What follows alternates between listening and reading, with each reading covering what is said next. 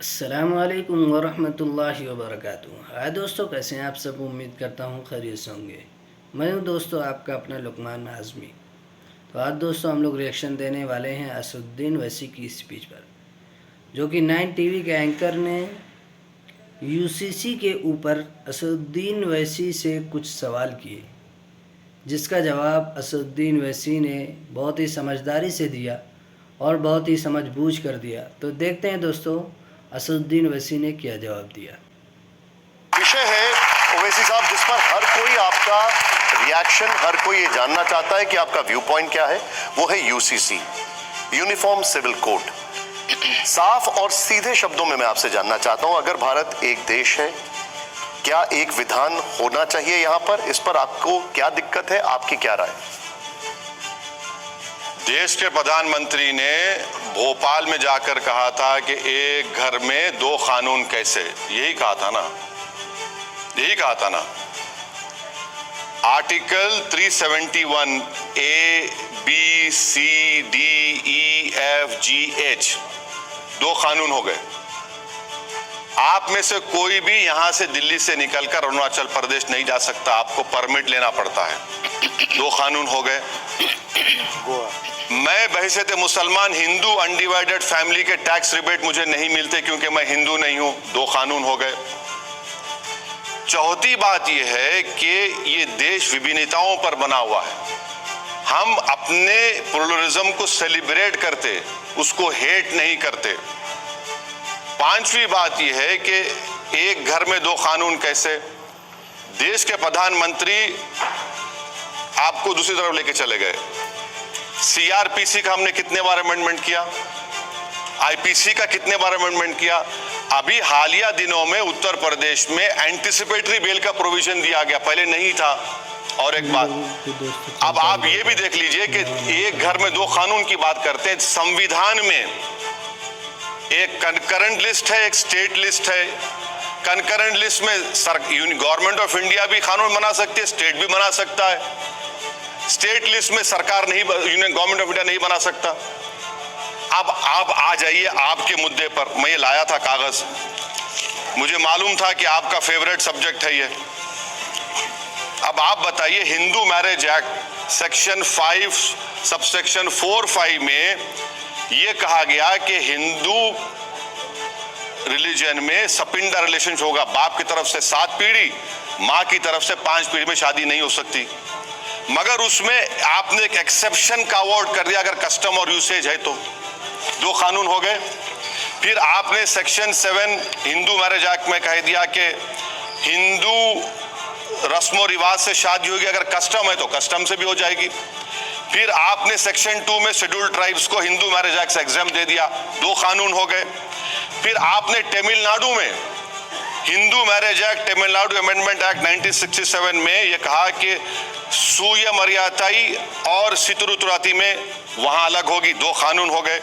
Hindu succession act में आपने दो कानून पैदा कर दिए। अच्छा, section 6 devolution of interest HUF का जिक्र मैंने कर दिया। फिर आपने हिंदू माइनॉरिटी गार्डियनशिप एक्ट में आपने दो कानून बना दिए। फिर आपने सिखों के लिए आनंद मैरिज एक्ट 2012 में बनाया, उसमें दो कानून बन गए। फिर हमने सुनिए दो कानून, अरे बहुत एग्जाम, दो कानून खाली शॉर्ट में बोल रहा हूं, वरना तो 1 घंटा बोल सकता हूं। छोटा नागपुर, झारखंड में छोटा नागपुर टेनेंसी एक्ट है 1908 का, आदिवासियों की जमीन का प्रोटेक्शन का एक्ट। फिर संथाल परगनास टेनेंसी एक्ट है 1949 झारखंड में, हमने दो कानून बना दिए। सर यही तो सवाल है कि ये सब खत्म हो जाएगा ना जब वो आएगा तो। पप्पा जी ने आपको फोन करके कहा था क्या बंद कर दे, निकाल देंगे? है क्या बात कर रहे हैं, खत्म कर देंगे आप प्रधानमंत्री मणिपुर का नाम नहीं ले सकते? आपको मालूम कि नॉर्थ ईस्ट में महिलाएं पॉलिएंड्री करती हैं, एक महिला के 4 शौहर या 5। लेकिन मुझे एक बात, अरे सुनिए, एक मिनट सर, एक क्लैरिटी चाहिए। सर एक क्लैरिटी बता दीजिए, क्या आपको लगता है कि एक कानून में ये सब खत्म नहीं होगा? मैं ये जानना चाह रहा हूं। सर सुन तो लीजिए ना मेरा आप फ्लो ऑफ थॉट को रोकिए। तो नॉर्थ ईस्ट में ये कानून है, हम उनके कल्चर को कुछ नहीं कर सकते। अच्छा, नॉर्थ ईस्ट में 1.5 करोड़ ट्राइबल है, भारत में 9 करोड़ हैं, माने नॉर्थ ईस्ट को छोड़ गए 11.5 करोड़ ट्राइबल्स हैं। आप बात ही नहीं करते ट्राइबल्स के ऊपर, ट्राइबल्स ऊपर बात क्यों नहीं करते आप लोग? मैं इनके खिलाफ, इन चीजों के खिलाफ नहीं हूं। ये हमारा कस्टम है, हमारा ट्रेडिशंस है, ये देश की खूबसूरती है ये। अच्छा, आप बोलेंगे कि नहीं, ये कानून है, स्पेशल मैरिज एक्ट है, जुवेनाइल जस्टिस एक्ट है, इंडियन सक्सेशन एक्ट है, जो अपने रिलीजन के रिचुअल्स के मुताबिक कुछ चीज नहीं करना चाह रहा तो स्पेशल मैरिज एक्ट कर लीजिए। नहीं, लेकिन मुझे जुवेनाइल जस्टिस एक्ट कर लीजिए। ओवैसी साहब एक मिनट, आप तो कानून के जानकार भी नहीं, जानकार मुझे नहीं, एक चीज बताइए, जानकार नहीं हूं जितना मोदी जी जानते हैं। एक मिनट, मुझे एक बात बताइए, क्या यूसीसी का यही फायदा नहीं होगा कि इतने सारे जो अलग अलग कानून है वो सब खत्म हो जाएंगे? क्या ये यूसीसी का फायदा नहीं होगा कि अलग अलग जगह जो अलग अलग डुप्लीकेशन है या अलग अलग चीजें हैं कॉन्ट्राडिक्टरी, वो खत्म हो जाएंगी? मैं आपसे पूछ रहा हूं ये सवाल। ये हरगिज नहीं होगा। आपने बड़े मोदी ने कह दिया, प्रधानमंत्री ने, एक घर में 2 कानून, तो छोटे मोदी बिहार ने कह दिया कि ट्राइबल्स को निकाल देंगे हम इनसे, इनको एग्जाम कर दो। अमित शाह साहब से मिलने नागालैंड के लोग गए तो बोले नहीं, हम बोलेंगे लॉ कमीशन को, ट्राइबल को अलग कर देंगे। निशाने अब किसका है? यहाँ पर निशाना सिर्फ मुसलमान को बनाया जा रहा है। और याद रखिए, अगर आप ऐसा कोई कानून बनाएंगे जो सिर्फ मुसलमानों को टारगेट करेगा तो वो फंडामेंटल राइट का पूरा वायलेशन होगा।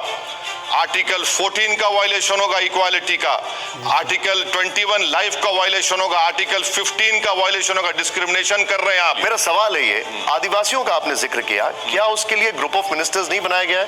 क्या लॉ कमीशन उसके लिए सुझाव नहीं मान रहा है? ऑफिशियल तौर पर किरण रिजिजू को बनाया गया है। अगर ऑफिशियली अनाउंस करिए, नोटिफिकेशन जारी करिए, हम भी जाएंगे उसमें। अनऑफिशियल बनाया, मैं देखा हूं, पढ़ा हूं, it is an unofficial group of ministers group है वो। लेकिन लॉ कमीशन तो हर एक से सुझाव मांग रहा है सर।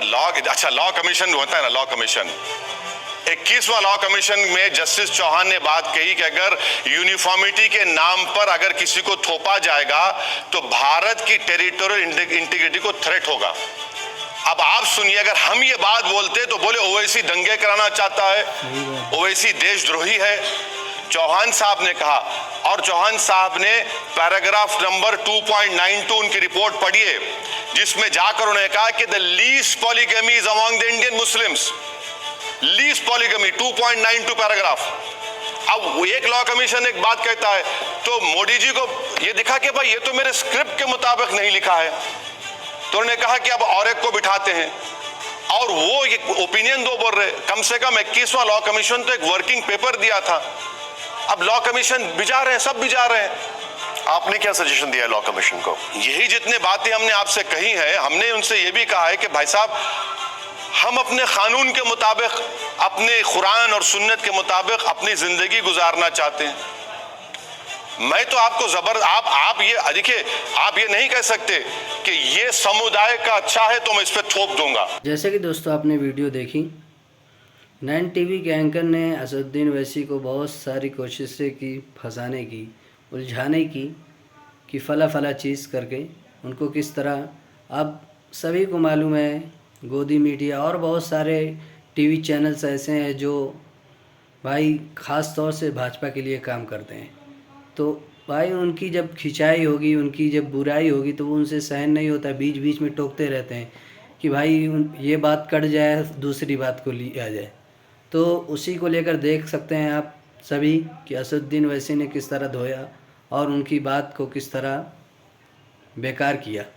तो दोस्तों कहना यही चाहते हैं कि ये सारा कानून जो भी है, सारा बेकार कानून होता है भाई हम लोगों के लिए ही, ख़ास तौर से मुस्लिम के लिए, मुसलमान को परेशान करने के लिए एनआरसी, एनआरपी और बहुत सारे कानून ऐसे लागू हुए जो लोगों को सिर्फ परेशान करने के लिए हुए हैं दोस्तों। तो दोस्तों वीडियो कैसे लगी? वीडियो अगर दोस्तों पसंद आया तो वीडियो को लाइक कीजिएगा, शेयर कीजिएगा और प्यारा सा कमेंट कीजिएगा। तो मिलते हैं दोस्तों नेक्स्ट वीडियो में, तब तक के लिए अल्लाह।